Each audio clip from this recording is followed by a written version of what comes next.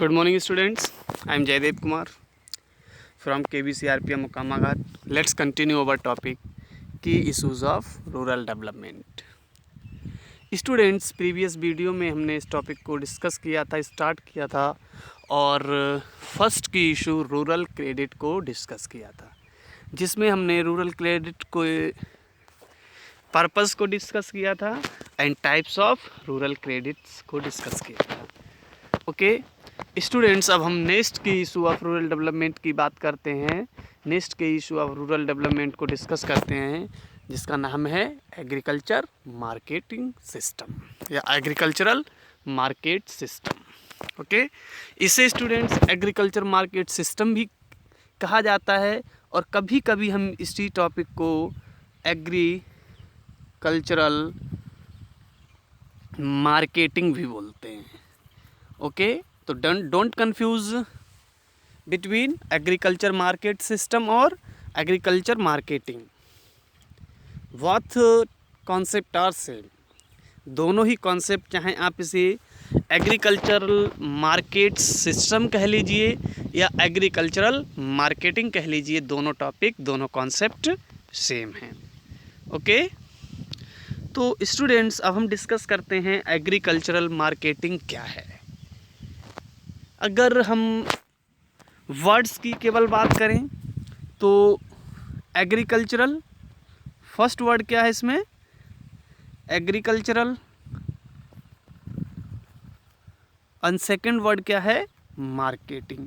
Agricultural means कृषि या कृषि से संबंधित, और marketing means sale and purchase. अगर हम इसका वर्ड्स मीनिंग देखें तो इसका मतलब होगा एग्रीकल्चर मार्केटिंग का कि जो एग्रीकल्चरल प्रोडक्ट हैं उनको सेल करना या उनको खरीदना बेचना. लेकिन स्टूडेंट्स, जब हम बात एग्रीकल्चरल मार्केटिंग की करते हैं तो एग्रीकल्चरल मार्केटिंग में केवल एग्रीकल्चरल प्रोडक्ट्स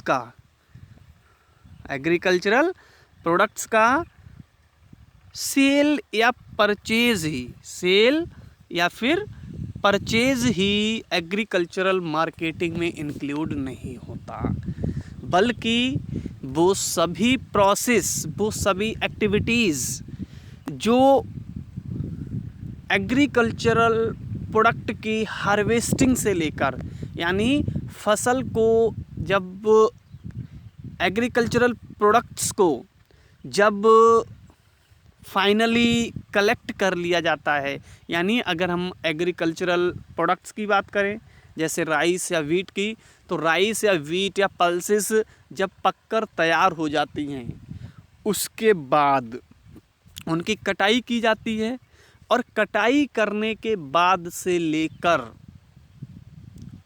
उन प्रोडक्ट्स को मार्केट में सेल करने तक जो जो एक्टिविटीज़ को परफॉर्म किया जाता है, जितनी भी एक्टिविटीज़ को परफॉर्म किया जाता है, वो सारी की सारी एक्टिविटीज़ को एग्रीकल्चरल मार्केटिंग में रखा जाता है.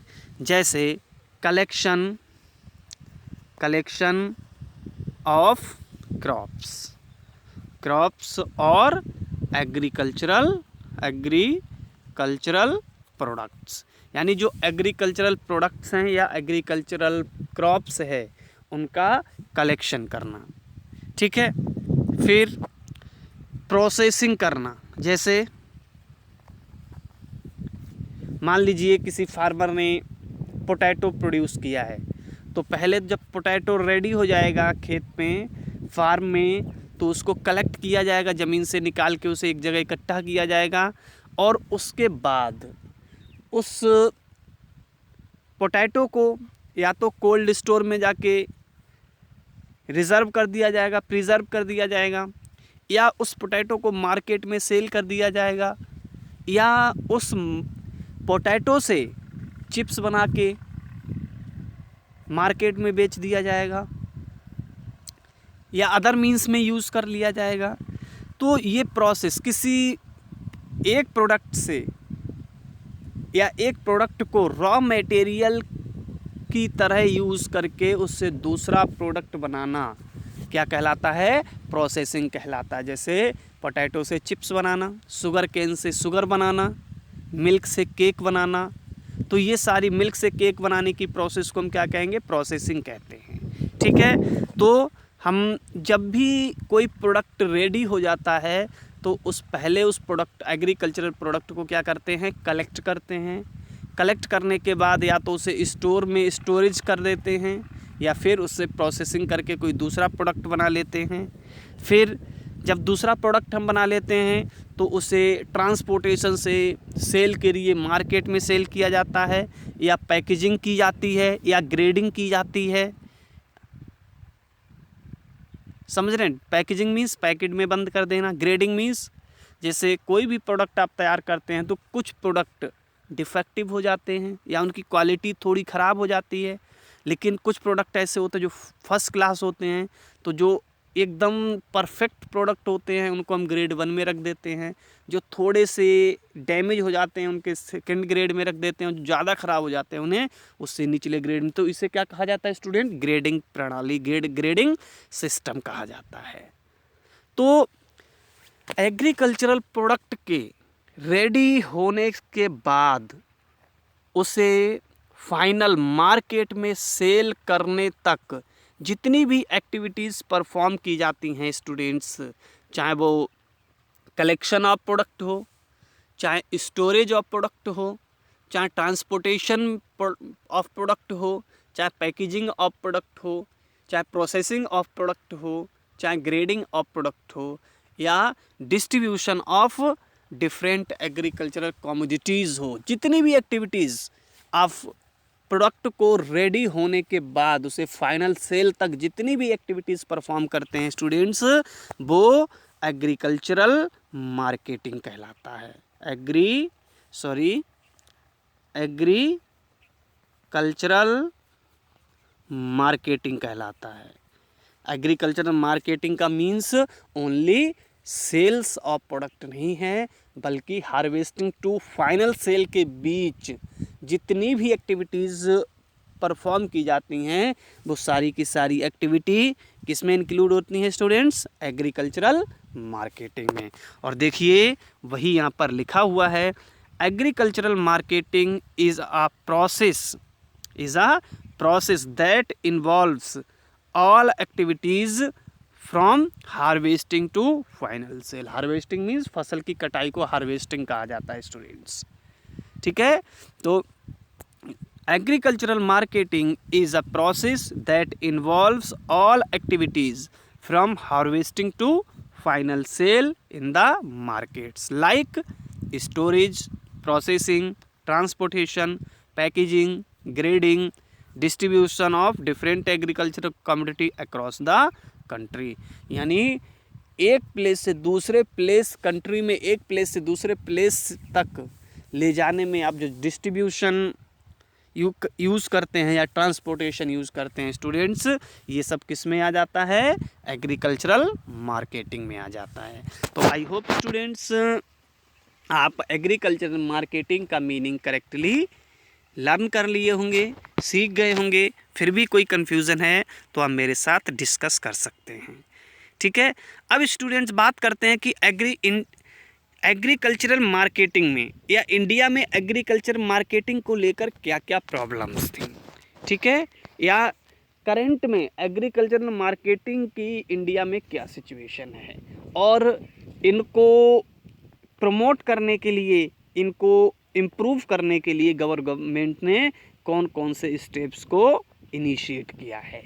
ठीक है, तो देखिए अगर स्टूडेंट्स हम बात करते हैं प्रायर इंडिपेंडेंस यानी इंडिपेंडेंस से पहले की, तो इंडिपेंडेंस के समय या इंडिपेंडेंस से पहले इंडिया में कोई डेवलप्ड एग्रीकल्चरल मार्केटिंग सिस्टम नहीं था, स्टोरेज नहीं थे, प्रोसेसिंग सिस्टम नहीं थे, तो कोई एग्रीकल्चरल प्रोडक्ट को लेकर कोई लॉ, कोई रेगुलेशन नहीं था, जिसकी वजह से किसानों को अपनी क्रॉप्स को बहुत ही लो प्राइस में बेचने के लिए मजबूर होना पड़ता था। उन्हें फोर्स किया जाता था स्टूडेंट, ताकि वो अपनी जो प्रोडक्ट्स हैं, एग्रीकल्चरल प्रोडक्ट हैं, वो बहुत ही लो प्राइस पर सेल करें। और बाद में जो ट्रेडर्स होते थे वो क्या करते थे, जब फार्मर्स अपनी लो प्राइस पर क्रॉप्स को सेल कर रहे होते थे, ठीक उसी समय ये ट्रेडर्स क्या करते थे, इन सस्ते प्रोडक्ट्स को, लो प्राइस प्रोडक्ट्स को अपने पास स्टोर कर लेते थे। और जब फार्मर्स के पास ये प्रोडक्ट ख़त्म हो जाते थे तो इनको हाई प्राइस पर मार्केट में सेल करते थे। यानी फार्मर को उसके क्रॉप की जो एप्रोप्रिएट प्राइस है वो नहीं मिल पाता था। इसका फ़ायदा कौन उठाते थे, ट्रेडर्स उठाते थे। ठीक है, तो वही यहाँ लिखा है स्टूडेंट्स, देखिए, prior to independence farmers sell their product at low prices. यानी इंडिपेंडेंस से पहले कोई भी एप्रोप्रिएट एग्रीकल्चरल मार्केटिंग सिस्टम ना होने की वजह से जो इंडियन फार्मर्स थे उन्हें अपने प्रोडक्ट को बहुत ही लो प्राइस पर सेल करना होता था, due to lack of information. किसकी वजह से, क्योंकि इन फार्मर्स के पास कोई appropriate information about price, about product, about demand नहीं होती थी, जिसकी वजह से इनको फोर्स किया जाता था, इनको प्रेशरली, फोर्सफुली लो प्राइस पर अपने प्रोडक्ट को सेल करने के लिए मजबूर किया जाता था। They also did not have proper storage facilities to keep back their production for selling later at better price. उनके पास कोई भी स्टोरेज फैसिलिटी नहीं होती थी, क्योंकि मैंने अभी बताया at the time of independence and prior independence lack of storage था। इंडिया में वेयर हाउसिंग की सिस्टम, कोल्ड स्टोरेज का सिस्टम उतना अच्छा डेवलप नहीं था, तो जिसकी वजह से इंडियन फार्मर्स के पास कोई भी प्रॉपर स्टोरेज ना होने की वजह से कोई भी ऐसा बैकअप नहीं था जिससे कि वे अपने प्रोडक्ट को कुछ समय के लिए स्टोर कर सकें, और बाद में जब उनके प्रोडक्ट का प्राइस इंक्रीज हो जाए स्टूडेंट्स, उस समय वो अच्छे प्राइसेस पर अपनी क्रॉप्स को, अपने प्रोडक्ट को सेल कर सकें। इस तरह का कोई भी प्रोविज़न इंडियन इकोनॉमी में नहीं हुआ था। More than 10% goods produce in farms are wasted due to lack of storage. लगभग 10% एग्रीकल्चरल प्रोडक्ट वेस्ट हो जाते थे। क्यों? क्योंकि उन इंडिया में कोई भी स्टोरेज के अच्छे फैसिलिटीज़ नहीं थी, इसलिए जो क्रॉप्स थी, जो एग्रीकल्चरल प्रोडक्ट थे, वो ओपन में पड़े रहते थे और बारिश होने पर भीग जाते थे और फाइनली सड़ के वो वेस्ट हो जाते थे। More than 10% crops are wasting due to lack of proper storage. यानी स्टोरेज का बहुत अच्छी फैसिलिटीज़ इंडिया में नहीं थी। लेकिन after independence government of India takes 4 measures initiated to improve the marketing aspect. लेकिन इंडिपेंडेंस के बाद धीरे धीरे इंडियन गवर्नमेंट ने क्या किया, 4 तरह के पॉलिसी मेजर्स को इनिशिएट किया, 4 तरह के पॉलिसी मेजर्स को अडॉप्ट किया और इंडिया में एग्रीकल्चरल मार्केटिंग के सिस्टम को इम्प्रूव करने का एफर्ट किया। ये 4 पॉलिसी मेजर्स कौन थे स्टूडेंट्स, हम 1 बाय 1 इनको भी डिस्कस कर लेते हैं। फर्स्ट है, Indian government initiate many effort to market regulation by creating orderly and transparent marketing condition.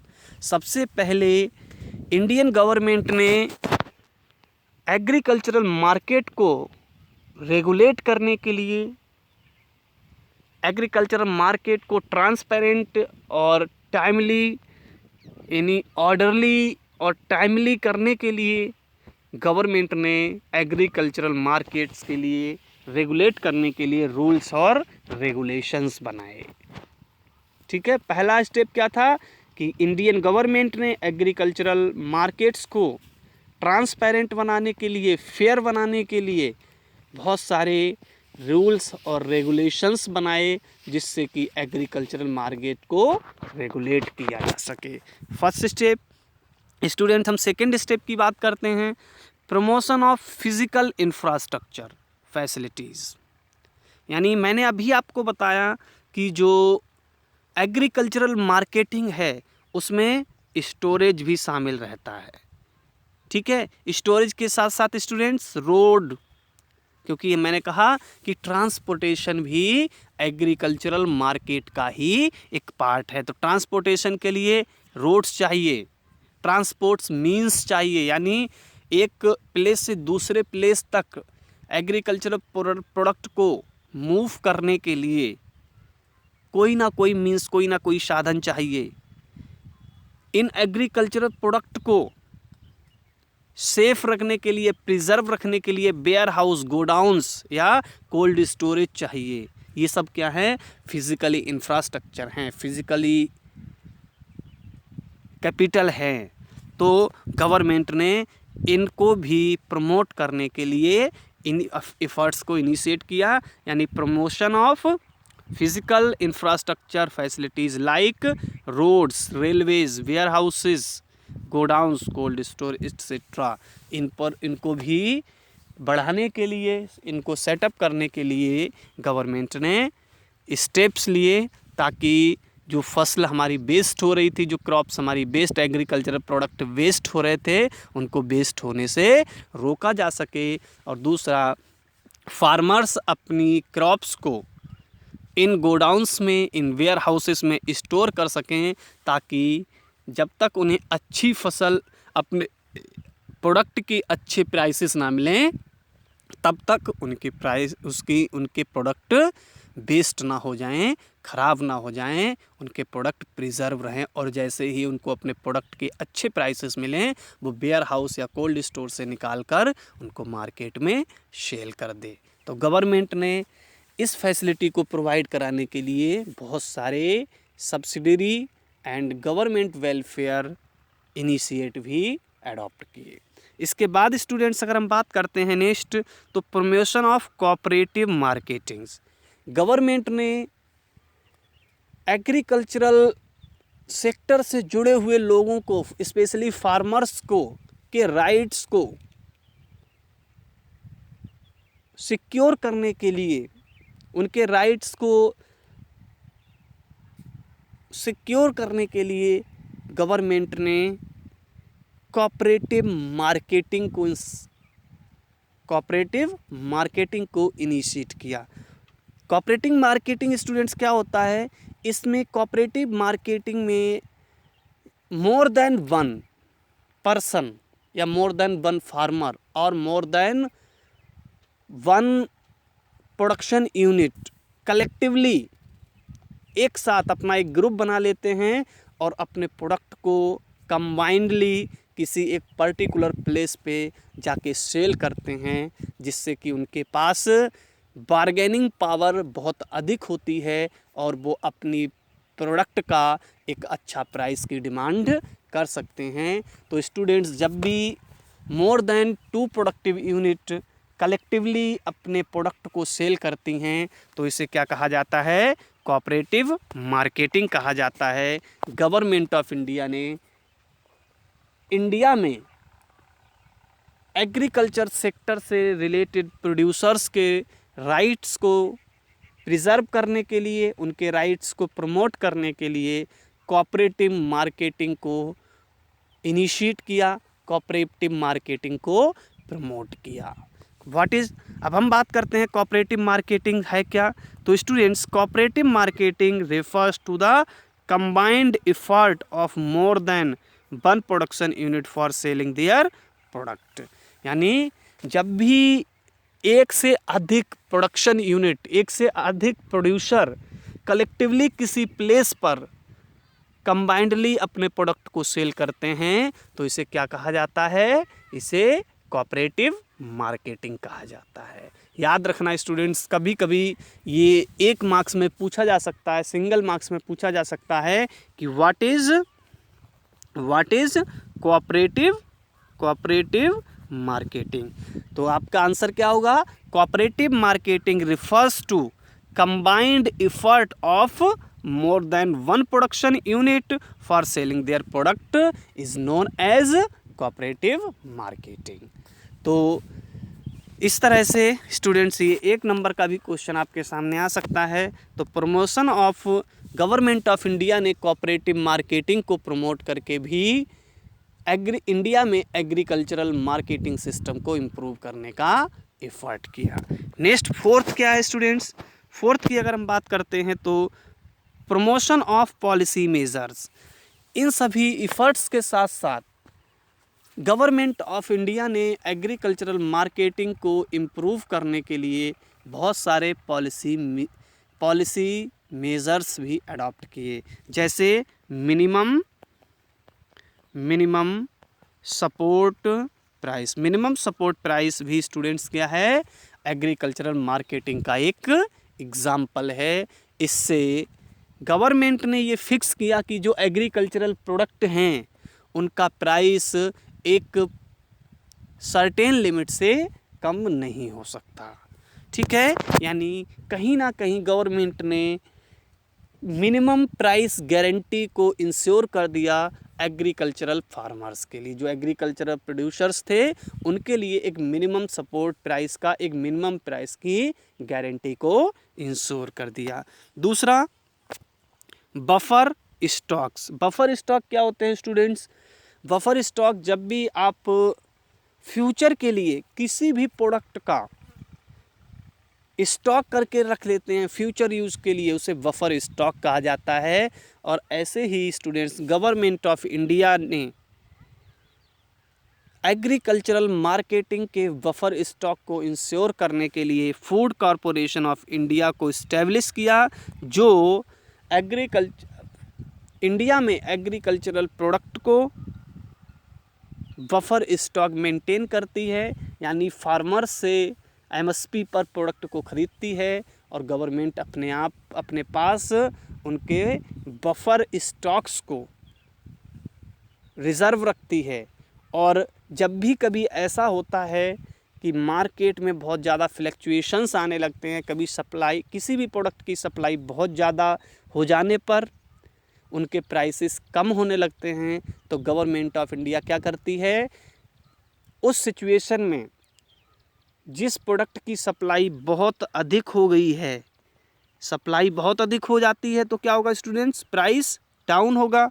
तो इस कंडीशन में गवर्नमेंट क्या करती है कि एग्रीकल्चरल प्रोडक्ट को परचेस करने लगती है, ख़रीदने लगती है, यानी डिमांड को बढ़ा देती है, जिसकी वजह से ये प्राइस बहुत नीचे नहीं आ पाता और इस तरह से गवर्नमेंट एक एडिक्वेट प्राइस को कंट्रोल करने में सक्सेसफुल हो जाती है। दूसरा, जब भी गवर्नमेंट के पास कभी कभी ऐसा होता है कि किसी प्रोडक्ट की डिमांड बहुत कम हो जाती है, या सप्लाई हम बात करते हैं, सप्लाई बहुत कम होती है, तो ऐसी सिचुएशन में एग्रीकल्चरल प्रोडक्ट के प्राइसेस बहुत तेज़ी से हाइक करने लगेंगे, बढ़ने लगेंगे। तो गवर्नमेंट क्या करती है? अपने बफर स्टॉक से उस प्रोडक्ट के स्टॉक को डी स्टॉक कर देती है और मार्केट में उसे सप्लाई करने लगती है, जिससे प्राइस बहुत ज़्यादा हाइक नहीं हो पाते। तो गवर्नमेंट ऑफ इंडिया ने एग्रीकल्चरल मार्केटिंग के फ्लक्चुएशंस को कंट्रोल करने के लिए बफर स्टॉक पॉलिसी को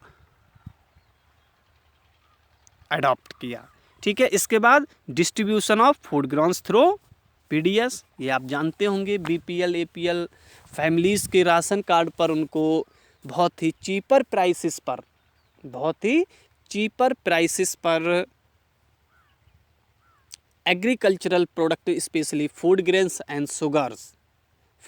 एंड शुगर सप्लाई किया जाता है, जिसका परचेज गवर्नमेंट कहाँ से करती है? जिसका परचेज गवर्नमेंट सीधे एग्रीकल्चरल प्रोड्यूसर से ही करती है। तो इस तरह के पॉलिसी डिसीजंस हमारी इंडियन गवर्नमेंट ने लिए ताकि इंडिया में एग्रीकल्चरल मार्केटिंग कंडीशंस को इम्प्रूव किया जा सके, और इनके बहुत पॉजिटिव रिज़ल्ट भी मिले हैं। इंडिया में एग्रीकल्चरल मार्केटिंग सिस्टम या एग्रीकल्चरल मार्केटिंग कंडीशंस काफ़ी हद तक इम्प्रूव हुई हैं। तो स्टूडेंट्स, आप इस टॉपिक को बहुत अच्छे से पढ़ लीजिए। What is agricultural marketing, second what is the condition of agricultural marketing prior independence, and policy measures initiated by government of India to improve agricultural market conditions in India. इस तरह से किस क्वेश्चन 2 मार्क्स में, 1 marks में यहाँ से आपसे पूछा जा सकता है। तो इस टॉपिक को आप अच्छे से पढ़ लीजिए, इसकी इशू ऑफ रूरल डेवलपमेंट को बहुत अच्छे से पढ़ लीजिए। कहीं भी कोई कन्फ्यूज़न है आप मेरे साथ डिस्कस कीजिए, ठीक है। अब हम बात करते हैं स्टूडेंट्स नेक्स्ट की इशू की, जिसका नाम है एग्रीकल्चरल डाइवर्सिफिकेशन। अगर आपको याद हो स्टूडेंट्स, जब हम बात कर रहे थे Indian economy on the above of independence, तो हमने वहाँ पर डिस्कस किया था कि इंडियन एग्रीकल्चरल की एक प्रॉब्लम ये भी थी कि इंडिया का जो क्रॉप पैटर्न था वो क्रॉप पैटर्न करेक्ट नहीं था। उस क्रॉप पैटर्न में कुछ खामियां थीं, और एक बैड एग्रीकल्चरल प्रोडक्ट के साथ, बैड एग्रीकल्चरल पैटर्न के साथ इंडियन एग्रीकल्चर की सिचुएशन को चेंज नहीं किया जा सकता था। और अगर इंडियन एग्रीकल्चरल कंडीशंस को चेंज नहीं किया जा सकता तो रूरल डेवलपमेंट अपने आप फेल्योर कर जाएगा।